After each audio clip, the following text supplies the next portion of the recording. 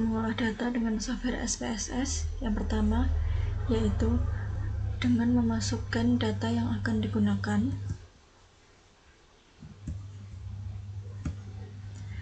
Setelah data dimasukkan, kemudian pastikan untuk data yang akan dianalisis tipenya dalam bentuk numerik dan untuk measure-nya dalam bentuk scale.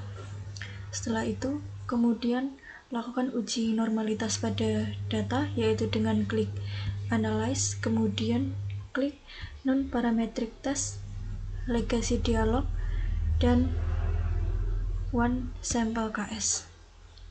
Dan kemudian masukkan semua data yang akan dianalisis, dan kemudian klik OK.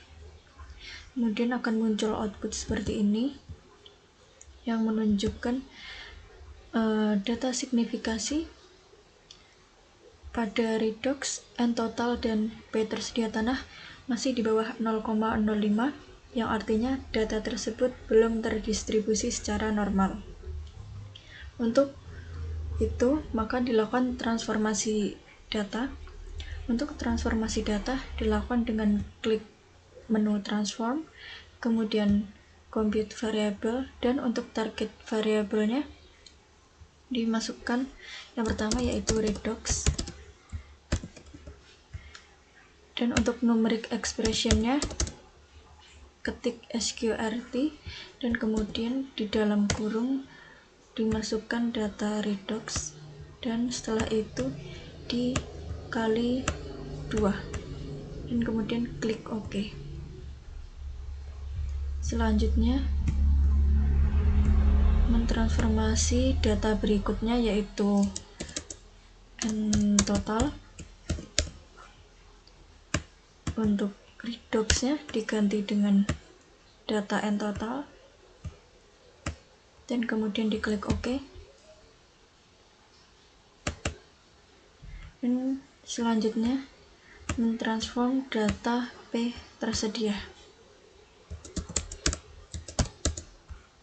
dan kemudian N totalnya diganti menjadi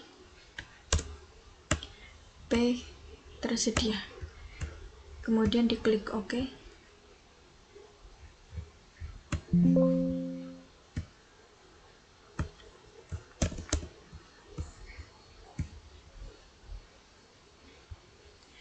Kemudian setelah dilakukan transformasi data, lakukan kembali analisis uji normalitas seperti cara pada pertama tadi dengan klik Analyze, kemudian klik Non-Parametric Test, dan kemudian pilih Legacy Dialogs, dan kemudian klik One Sample KS.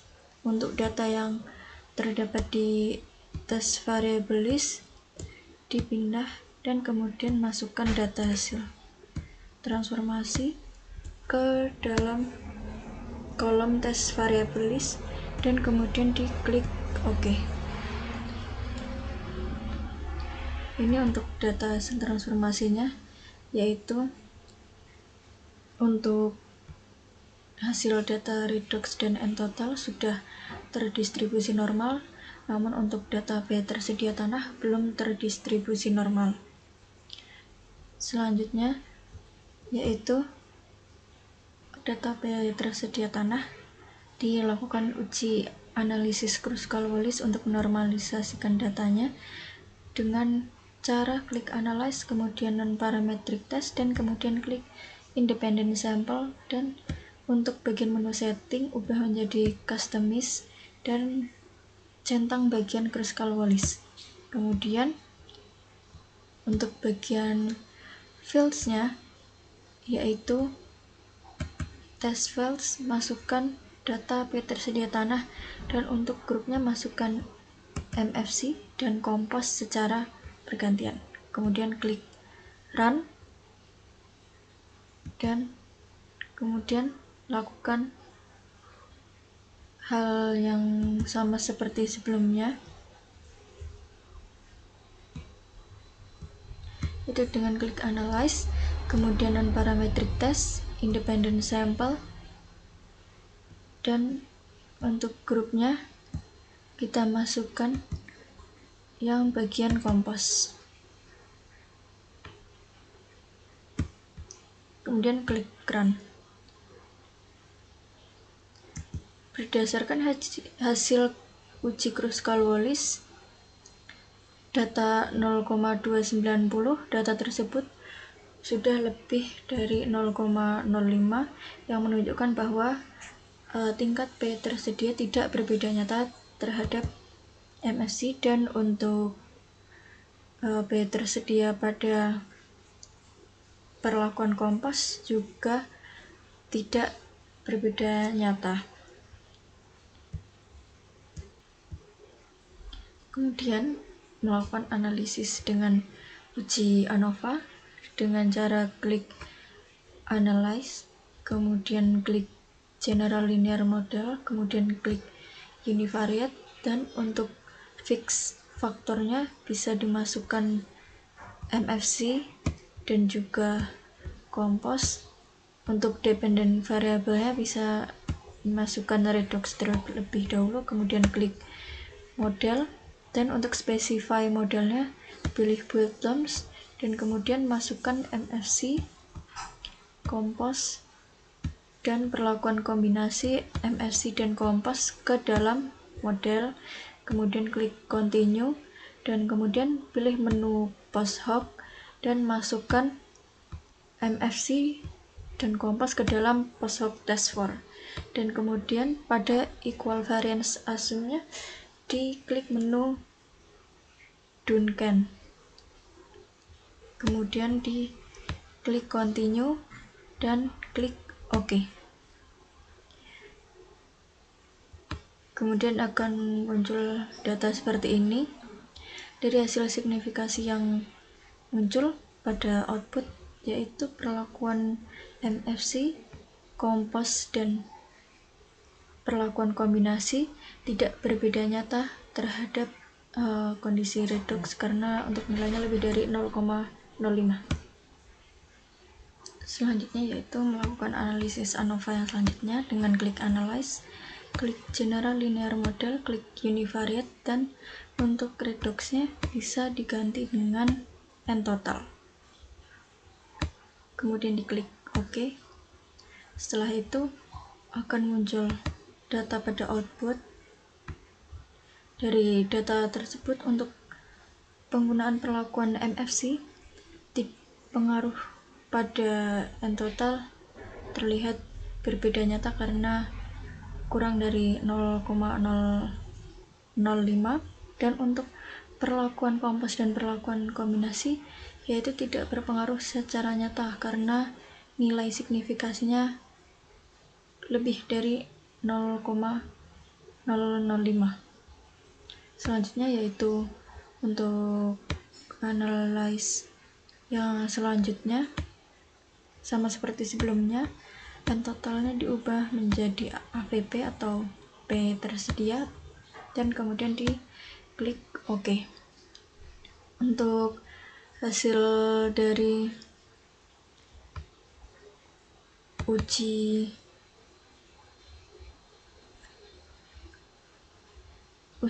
AVP-nya menghasilkan signifikasi seperti di bawah ini, yaitu untuk MFC, kompos, dan perlakuan kombinasi menunjukkan perbedaan yang tidak berpengaruh secara signifikan terhadap P tersedia. Kemudian melakukan uji ANOVA yaitu dengan uji korelasi dilakukan dengan cara klik Analyze, kemudian pilih Correlate, dan kemudian pilih Bivariate, dan untuk variablesnya bisa dimasukkan redox dan N-total.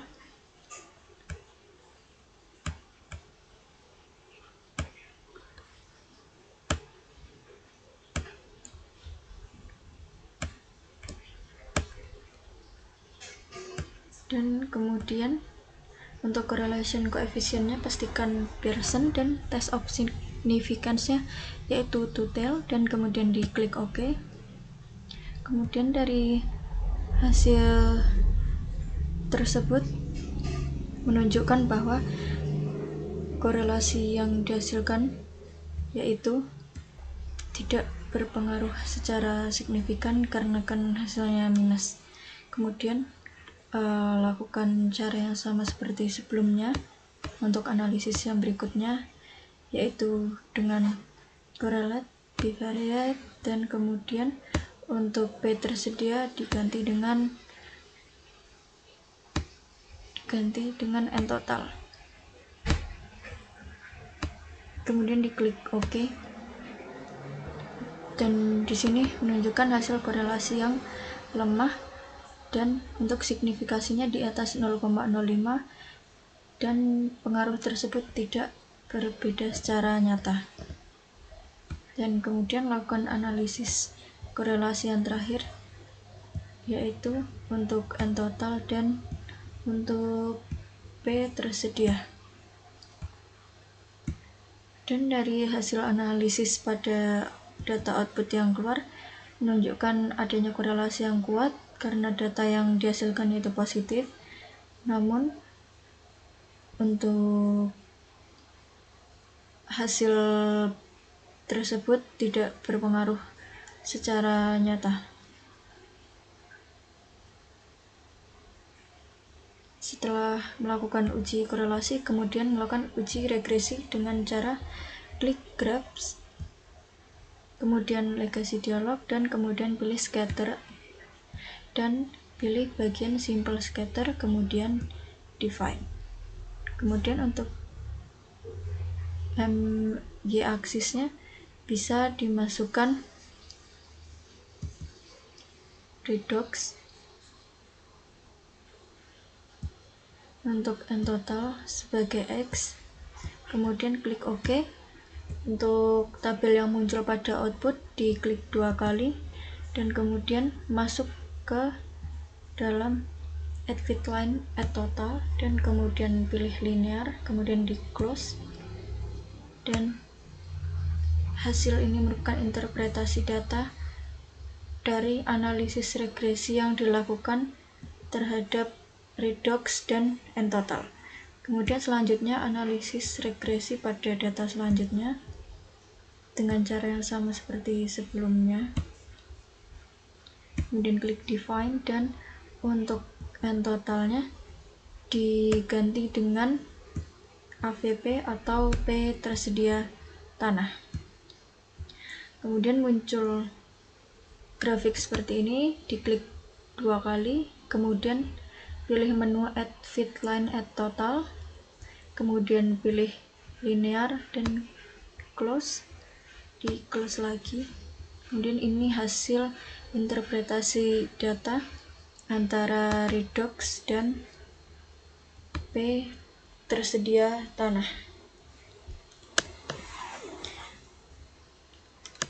Kemudian lakukan analisis selanjutnya, yaitu dengan cara yang sama seperti sebelumnya,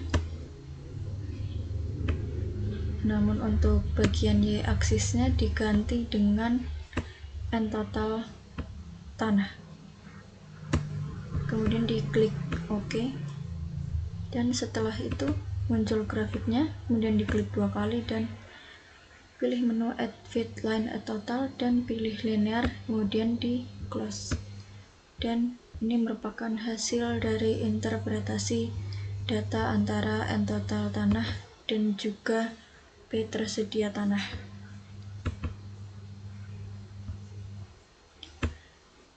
Sekian penjelasan mengenai analisis data menggunakan SPSS yang dapat saya lakukan. Selanjutnya saya akan melakukan analisis data menggunakan software RStudio.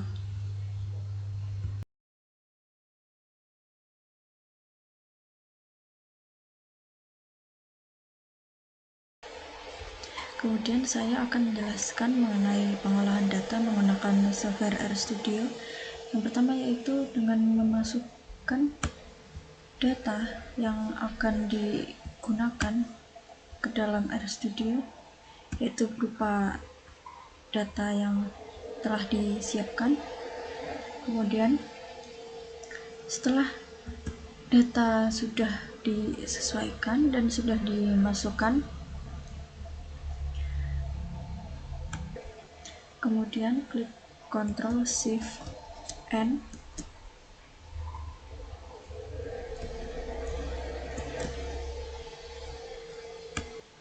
kemudian klik File, New File, dan R-Script, dan kemudian klik Library dalam kurung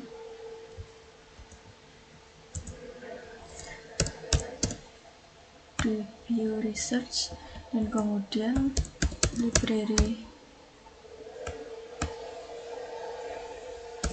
Northeast, dan kemudian di Run.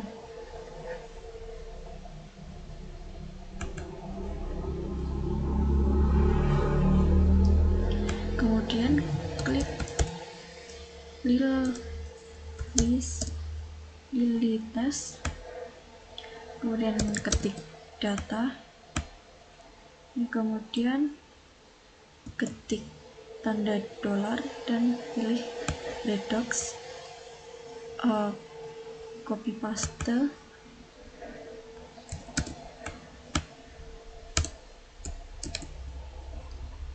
dan untuk redoxnya diganti menjadi nTotal. Selanjutnya diganti menjadi AVP, dan kemudian diklik Run, dan kemudian hasil datanya menunjukkan bahwa pada redox hasilnya tidak berpengaruh nyata karena di bawah 0,05. Nah, ini.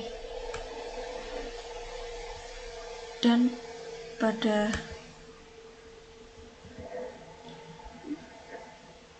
redox di bawah 0,05, pada nTotal juga di bawah 0,05, dan untuk AVP juga di bawah 0,05. Artinya data di sini tidak terdistribusi secara normal, maka perlu dilakukan transformasi data dengan cara seperti ini.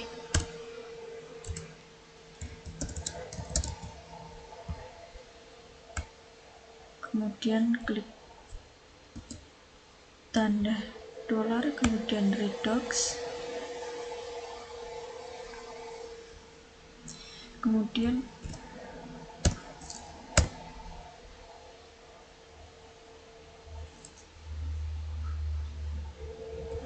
kali SQRT,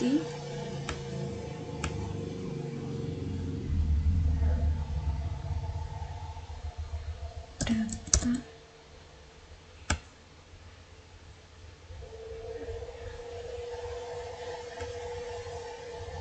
dan kemudian klik tanda dolar, kemudian redox, dan kemudian di copy,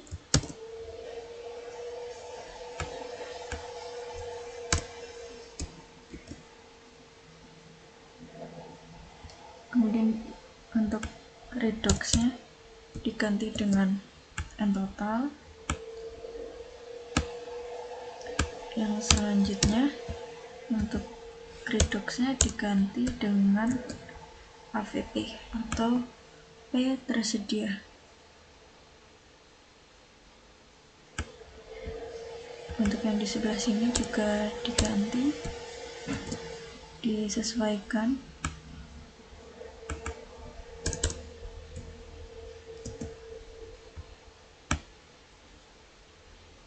Kemudian setelah semua sudah diubah, dan kemudian di Ctrl N.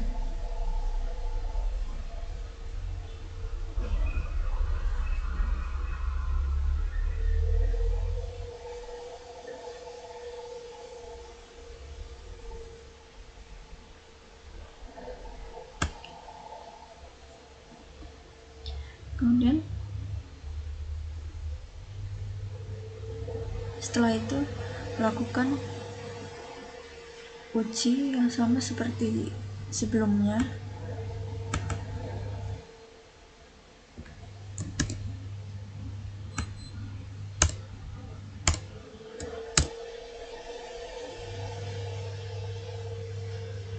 Kemudian di run.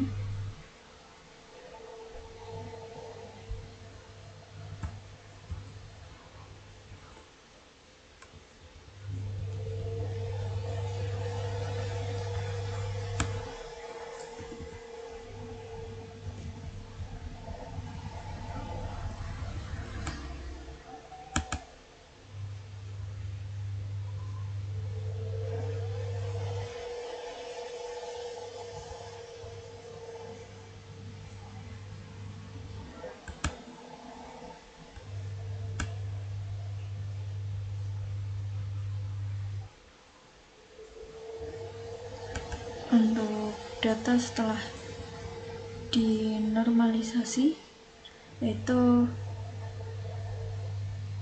untuk nTotal dan AVP masih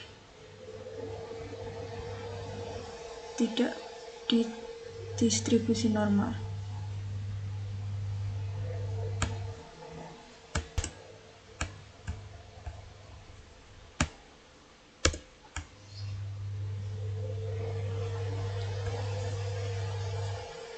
Kemudian melakukan uji Kruskal-Wallis dengan mengetik Kruskal test, kemudian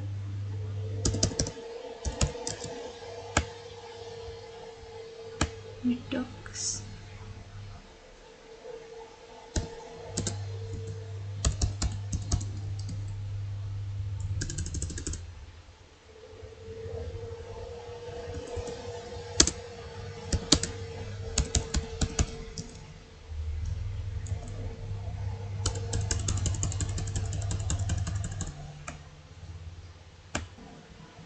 kemudian untuk analisis Kruskal-Wallis dilakukan dengan mengetik Kruskal test, kemudian klik variabel dan faktornya, yaitu yang pertama redox